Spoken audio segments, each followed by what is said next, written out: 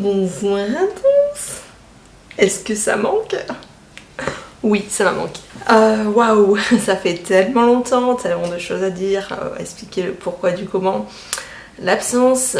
Je voulais surtout ne jamais de ma vie avoir à faire cette vidéo de j'étais absente, cette explication, mais si, je vais le faire.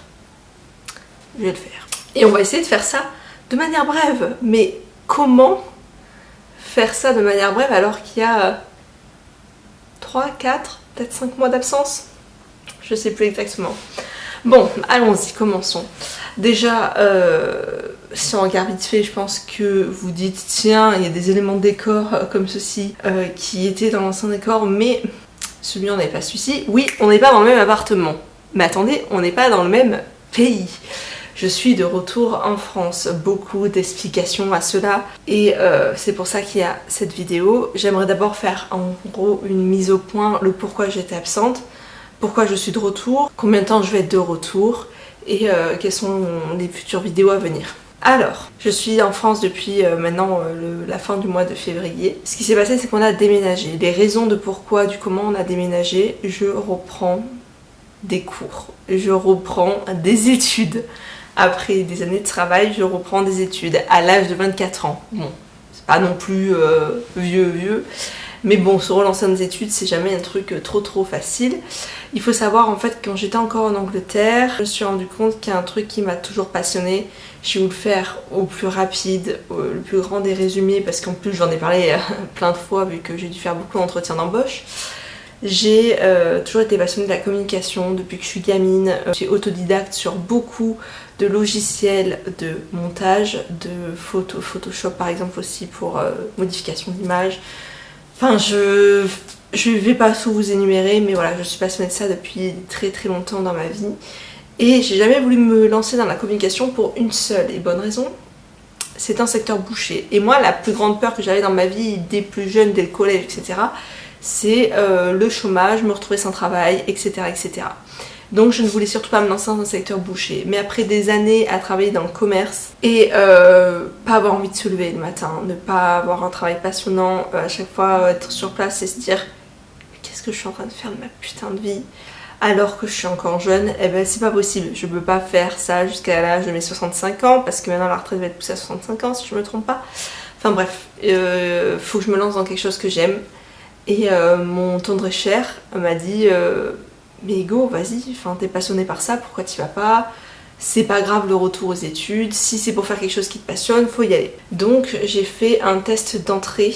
Je pensais retourner sur une licence en communication et j'ai fait un test d'entrée et on m'a dit mais attendez, vous avez une licence déjà dans le commerce que vous avez de valider, donc vous pouvez directement rentrer en master. En plus j'ai vu quelques cours de com quand j'étais en licence. Et donc j'ai fait le test. J'ai cru que j'avais foiré le test. J'ai envoyé des messages à la personne que j'avais contactée à Subdecom Montpellier parce que c'est le nom de l'école que je veux intégrer. Et je dis j'ai foiré le test. Enfin voilà, je me disais qu'il me manquait que l'anglais pour réussir ce test. Et voilà, je suis partie 2 ans en Angleterre. Donc je parle pas complètement anglais, mais je pensais que mon niveau d'anglais allait être suffisant pour ce test. Au final, j'ai même révisé plein de trucs de communication que j'ai jamais vu de ma vie, mais c'est pas ce qui était demandé dans les questions. Mais comment je vais faire si c'est sûr je vais pas être prise? La nana me dit non, t'inquiète pas, j'ai vu à peu près tes résultats. C'est pas les meilleurs résultats qu'on ait, mais c'est pas non plus ça va. En gros, ça voulait dire ça va. Et au final, quelques temps plus tard, je reçois un SMS qui me dit vous avez réussi vos tests d'entrée pour intégrer le master en alternance chez Subdecom Montpellier. Là, j'ai explosé de joie. Enzo, il était en mode ça y est, un nouveau départ pour notre vie, etc. Donc ça, c'était bien en amont le déménagement. En fait, on attendait d'avoir ça pour vraiment se lancer dans le déménagement, pour vraiment tout faire correctement dans l'ordre.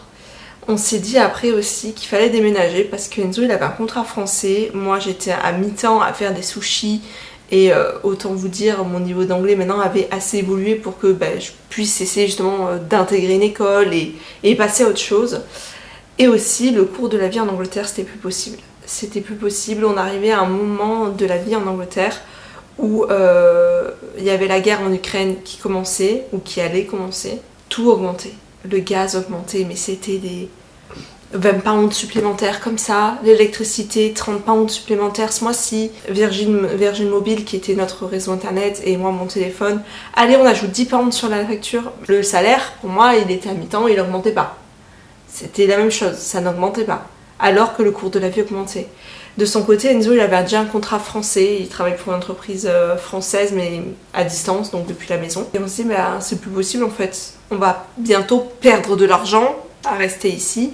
En plus, on est prêt, ça y est, t'es pris dans ton école, bam, on a tout lancé, on a commencé bien les démarches. Et là, ça a été plus compliqué parce que déjà, il y avait encore le Covid, des choses comme ça, on pouvait pas retourner en France quand on voulait. Donc il a fallu attendre également dans cette adéquation que on puisse faire un déménagement vers la France sans avoir de problème de quarantaine, etc.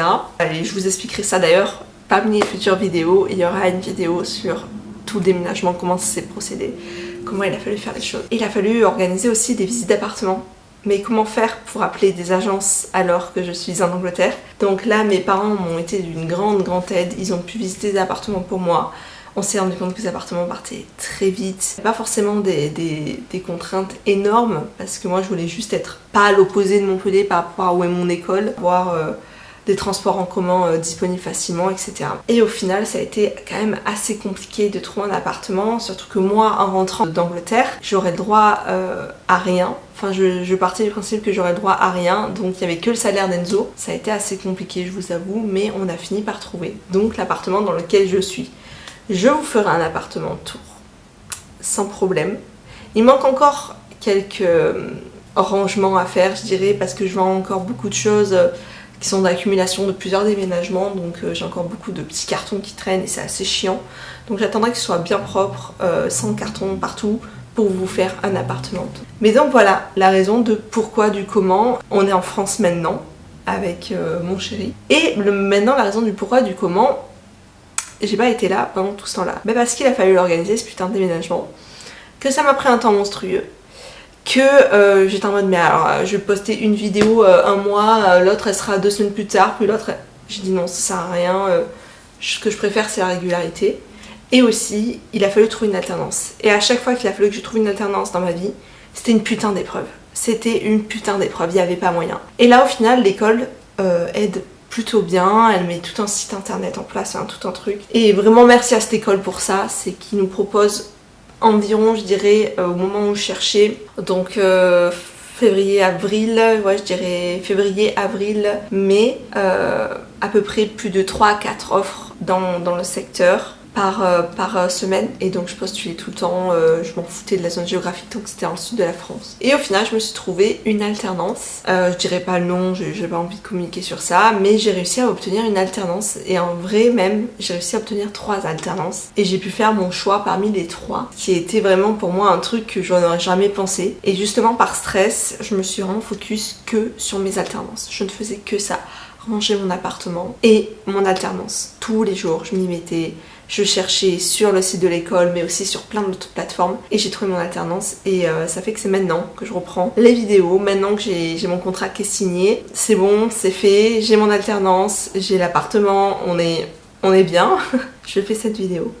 Donc normalement je suis de retour. Maintenant pour le rythme des vidéos, j'ai pas envie de me mettre en planning parce que je sais pas ce que ça va donner. Déjà que l'alternance est un rythme qui est assez soutenu, et moi je vais commencer pas en septembre mais en juillet mon alternance. C'est un rythme qui va être assez soutenu. Est-ce que je vais pouvoir réussir à tenir une cadence de une vidéo par semaine ou une vidéo tous les 15 jours? Je ne sais pas. Donc je vais essayer d'être régulière le plus que je peux, mais pas au détriment de faire des vidéos qui ne m'intéressent pas. Il y a quand même des anciennes vidéos et aussi ma vidéo déménagement qu'il faut que je monte, que je vous fasse la voix, etc. qui vont venir. Il y a des vidéos dégustation de sucreries anglaises normalement qui devraient venir. Et voilà, donc il y a des vidéos qui vont venir. Je sais pas quoi dire d'autre, je suis contente d'être de retour en espérant que ça dure. Mais je me forcerai pas trop. Et voilà, désolée pour tout ce blabla. Je vous fais la bise et à dans une prochaine vidéo.